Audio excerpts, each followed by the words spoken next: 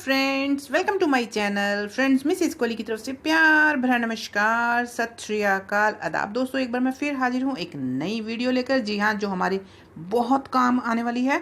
तो फ्रेंड्स, ये tips and tricks मैं आपके साथ शेयर करूँगी जिससे आपको बहुत ही ज़्यादा आसानी हो जाएगी किचन में काम करना। तो चलिए फिर देर ना करते हुए स्टार्ट करते हैं और देखते हैं। ये बढ़िया सी रेसिपी तो नहीं है, रेसिपी भी है। तो ये जो टिप्स हैं बहुत ही फ़ायदेमंद सिद्ध होने वाली है। तो देखिए, सबसे पहले हम बात करेंगे दूध की। तो फ्रेंड्स, कई बार हम दूध को बॉयल करना भूल जाते हैं या हमें इमरजेंसी में बॉयल करना पड़ता है और उसे फिर फ्रिज में स्टोर करना पड़ता है। या रात को जैसे हम भूल गए हैं तो रात को हमने बॉयल किया है लेकिन हमें सोना भी है, तो दूध को ठंडा होने में तो समय लगता है। तो इसे हमें सिर्फ 3 मिनट में ठंडा कर देंगे। वो किस तरह से, आइए देखते हैं। तो सबसे पहले हम क्या करेंगे, हम लेंगे एक बड़ा बर्तन। तो बर्तन ले लेते हैं और इस बर्तन के अंदर हम पतीला रख देंगे। जहाँ जिसमें भी आपने दूध को बॉयल किया है उसे रख दीजिएगा। ये लीजिए। अब जो हमने बर्तन लिया है ना फ्रेंड्स, उसमें आप ठंडा पानी ऐड कर दीजिए। अगर नॉर्मल पानी भी ऐड करेंगे ना तब भी दूध तो ठंडा होने वाला ही है, लेकिन अगर आप थोड़ा ठंडा पानी इस्तेमाल करते हैं ना तो दूध जो है ना 3 मिनट में ठंडा हो जाएगा। तो लीजिए, अब 1 मिनट का वेट कीजिए, क्योंकि जितनी भी दूध में हीट है ना वो सारी हीट पानी में आ जाएगी, क्योंकि ठंडा पानी है तो ठंडा पानी उस हीट को खींच लेगा। तो 1 मिनट का हम वेट करते हैं और फिर मैं आपको दिखाती हूँ। ये देखिए, पानी तो हो गया बहुत गर्म। तो अब हम क्या करेंगे, हम दूध के पतीले को निकालेंगे बाहर और इस पानी को हम फेंक देंगे और फिर से उसी बर्तन में हम पानी भरेंगे। तो पतीला रखते हैं इस बड़े बर्तन में, ये लीजिए, और फिर हम इसमें ठंडा पानी ऐड कर देंगे। तो इस तरह से आपको 3 बार ठंडा पानी इसमें ऐड करना है। बस तीसरी बार में ये जो दूध है ना बिल्कुल ठंडा हो जाएगा और आप इसे फ्रिज में स्टोर करके आराम से सो सकते हैं।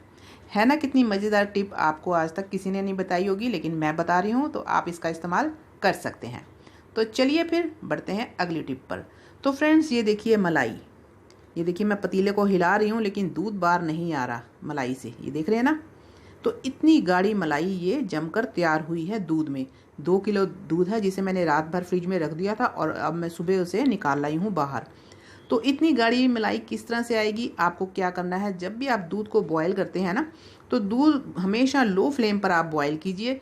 उसे ऊपर तक ना आने दीजिए दूध को, उसमें सिर्फ मलाई को जमने दीजिए। और जब दूध ठंडा हो जाए तो उसे आप फ्रिज में रख दीजिए। तो देखिए, अब मैं आपको दिखाती हूँ मलाई निकाल कर। देखिए, आप स्पून की बैक साइड से इसे इस तरह से पतीले से अलग कीजिए। ये देखिए, आप नाइफ़ वगैरह का इस्तेमाल मत कीजिए, क्योंकि नाइफ़ कई बार ऐसे होता है हमने नहीं धोया होता और हम दूध में इस तरह से लगा देते हैं, दूध खराब होने का डर रहता है। तो आप स्पून की हेल्प से इसे इस तरह से मलाई को पतीले से अलग कर सकते हैं। देखिए, देख रहे हैं ना आप, कितनी ज़बरदस्त चिपकी हुई थी। बहुत ही अच्छी तरह से दूध हमने बॉयल किया था लो फ्लेम पर और उसके बाद हमने रख दिया था। अब हाथों को अच्छी तरह से पहले क्लीन कर लीजिए अगर आप हाथों से मलाई निकालने वाले हैं। ये देखिए, कितनी ज़बरदस्त मलाई हमारी दूध में से निकलकर तैयार हुई है और बहुत ही ज़्यादा मोटी मलाई है। ये तो टूट जाती है ना जब हम निकालते हैं। तो मैं अभी आपको स्पून की हेल्प से दिखाती हूँ कि कितनी ज़बरदस्त मलाई हमने 2 किलो दूध में से निकाली है। तो अब जब मलाई हम इकट्ठी करते हैं तो उसका कितना सारा घी निकाल लेते हैं या मक्खन बनाते हैं। तो कितनी फ़ायदेमंद टिप है। आप सिर्फ लो फ्लेम पर इसे दूध को बॉयल कीजिए, चाहे 15 मिनट लग जाए, चाहे 20 मिनट लग जाए, चाहे आधा घंटा लग जाए। तो मैं आपको इसे मलाई को कटोरी में भी डालकर दिखाती हूँ कि कितनी ज़बरदस्त मलाई हमने तैयार कर ली। और इस मलाई से आप मक्खन भी निकाल सकते हैं, मक्खन से आप घी भी निकाल सकते हैं, जैसे भी आपका मन करे आप इसे इस्तेमाल कर सकते हैं। या कई डिशेज़ वगैरह में भी हम इसका इस्तेमाल कर सकते हैं। तो है ना मज़ेदार टिप। अगर वीडियो पसंद आए तो लाइक ज़रूर किया कीजिए। तो चलिए बढ़ते हैं अगली टिप पर। तो फ्रेंड्स, हम एग का इस्तेमाल जब करते हैं ना ऑमलेट वगैरह बनाने के लिए, तो क्या होता है, जो एग शेल होते हैं ना वो इस तरह से छोटे छोटे टुकड़े में कई बार गिर जाते हैं। जैसे ही हम कई बार ज़ोर से तोड़ते हैं ना एग को, तो उसके शेल्स जो है ना एग में ही गिर जाते हैं। तो हम कितनी कोशिश करते हैं, वो कभी इधर भागता है कभी उधर भागता है, चाहे हम फिंगर से निकालें चाहे हम स्पून की हेल्प से निकालें, नहीं निकलता। तो क्या करेंगे, हम फिंगर को अच्छी तरह से ना पानी से गीली कर लेंगे और फिर हम इसे फटाफट से निकाल लेंगे। ये देखिए, अब तो झटपट से निकल जाएगा, अब नहीं समय लगेगा।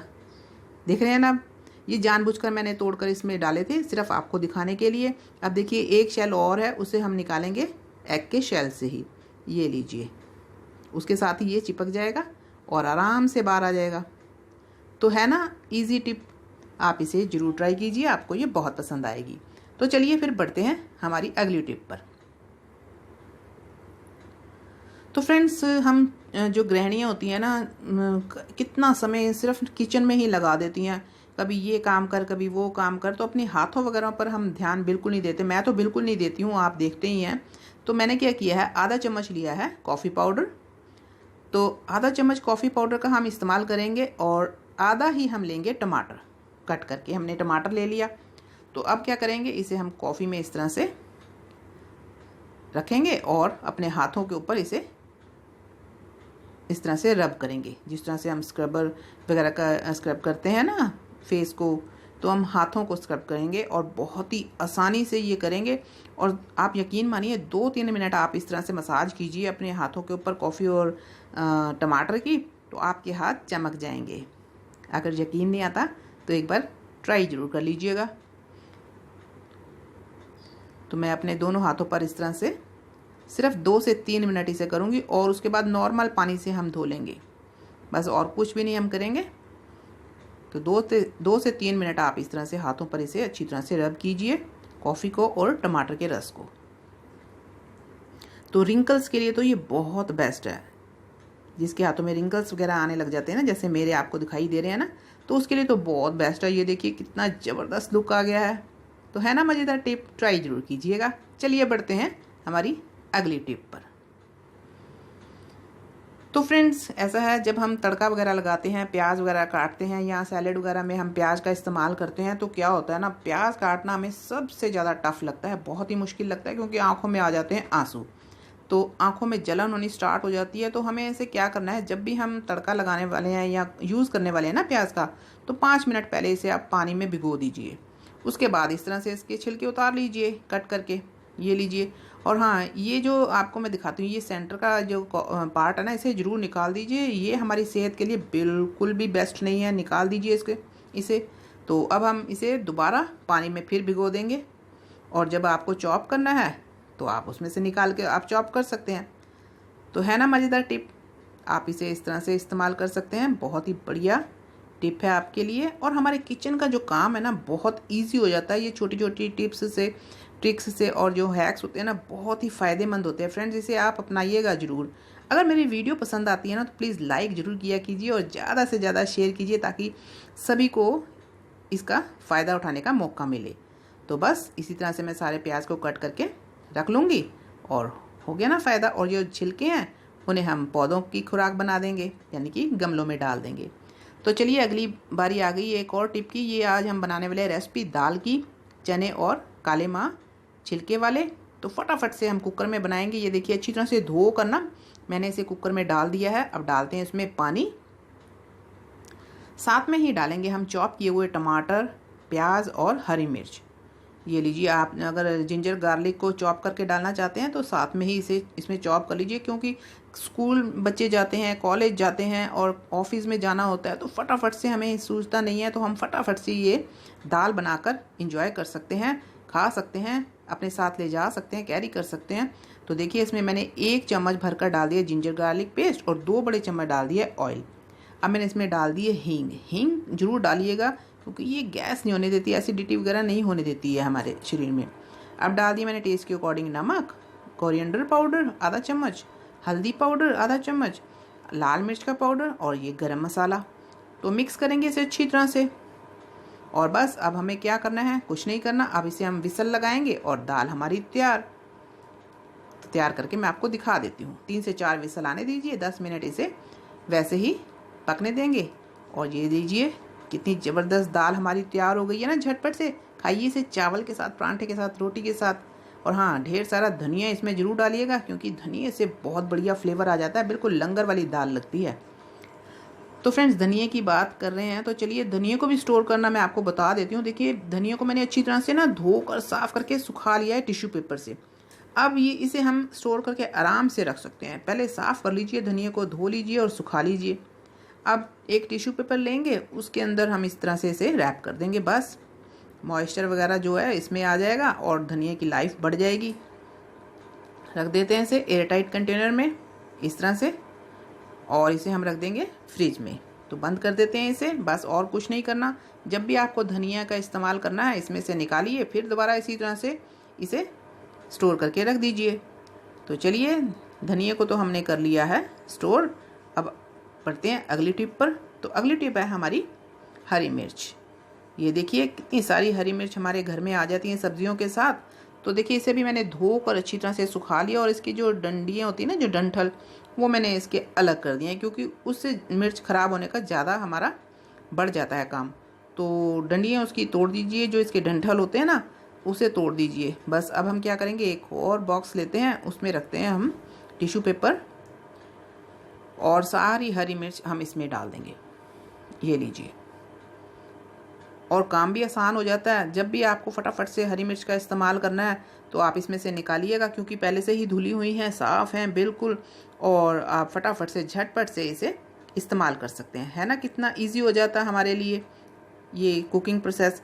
तो चलिए इसे भी रखते हैं। तो दोनों चीज़ें हो गई हैं साफ़ क्लीन। इसे रखेंगे हम फ्रिज में। तो बारी आती है अगली टिप की। तो अगली टिप भी देख लेते हैं।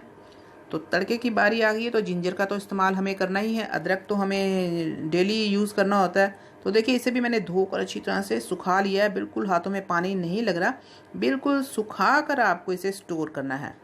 तो मैं इसे छील कर नहीं रख रही हूँ, इसी तरह से रख रही हूँ। तो एक और मैंने बॉक्स ले लिया है, उसके अंदर भी रखेंगे टिश्यू पेपर इस तरह से, और उसमें हम अदरक रख देंगे, यानी कि जिंजर। तो अच्छी तरह से साफ़ किया हुआ है, धुला हुआ है। और जब भी आपको इस्तेमाल करना है थोड़ा सा टुकड़ा निकालिए और बस इसे रख दीजिएगा, और करते हैं इसे भी कवर। इसकी बारी भी आ गई है फ्रिज में जाने की। तो लीजिए, काम हमारा बहुत आसान हो जाता है इस तरह से, पहले से ही अगर किया हो। तो चलिए, 3 चीज़ें तो हो गई हमारी तैयार। किचन की जो लाइफ है वो हो गई है थोड़ी इजी। तो अब बारी आती है गार्लिक की, यानी कि लहसुन की। तो लहसुन भी हम, वैसे तो मैं पेस्ट का इस्तेमाल ज़्यादा करती हूँ, लेकिन कई जगह तो हमें चॉप करके ही लहसुन डालना पड़ता है, बहुत ही ज़रूरी होता है। तो इसे हमें किस तरह से स्टोर करना है फ्रेंड्स, अगर हम इस तरह से रख देंगे ना तो थोड़ा बहुत ख़राब होना स्टार्ट हो जाता है। तो हम क्या करेंगे, लेते हैं एक और बॉक्स, तो उसमें डाल देंगे ये सारा गार्लिक। अब हम क्या करेंगे, अब हम इसमें डालेंगे आधा चम्मच के करीब कुकिंग ऑयल। तो मैं ऑलिव ऑयल का इस्तेमाल कर रही हूँ फ्रेंड्स। इसे अच्छी तरह से सारे गार्लिक के ऊपर लगा देंगे। तो इस तरह से हमारा लहसुन जल्दी ख़राब नहीं होगा फ्रेंड्स। जितना इसमें है वो सारा हम इस्तेमाल कर लेंगे, बिल्कुल भी ख़राब नहीं होगा। तो इसलिए इस बात का आप ज़रूर ध्यान दीजिए। आधा चम्मच इसमें आप ऑयल लगाकर इसे स्टोर करके रख सकते हैं। तो करते हैं इसे भी कवर, और इसे भी रख देंगे फ्रिज में। तो चारों चीज़ें तो हो गई हमारी तैयार, जो हमारे तड़के के लिए बहुत ज़रूरी है, डेली यूज़ होती हैं। तो देखिए डेली यूज़ तो नींबू भी होता है। तो लेमन की बारी आ गई है। तो इसे भी मैंने अच्छी तरह से धो कर ना सुखा लिया है, और देखिए पोंछ लिया है अच्छी तरह से टिश्यू पेपर से। इसमें बिल्कुल भी पानी नहीं लगा। तो अब जब पानी इसमें नहीं लगा ना, तो ये काफ़ी समय तक सही रहेंगे। तो सही कैसे रहेंगे, हम लेंगे एक कांच का जार। अगर पॉलीथीन वगैरह में रख देंगे ना तो थोड़ा बहुत ना ख़राब होना स्टार्ट हो जाते हैं, लेकिन अगर हम कांच का जार लेंगे ना तो उसमें ये बिल्कुल भी ख़राब नहीं होंगे। रखना इसे भी हमें फ्रिज में ही है।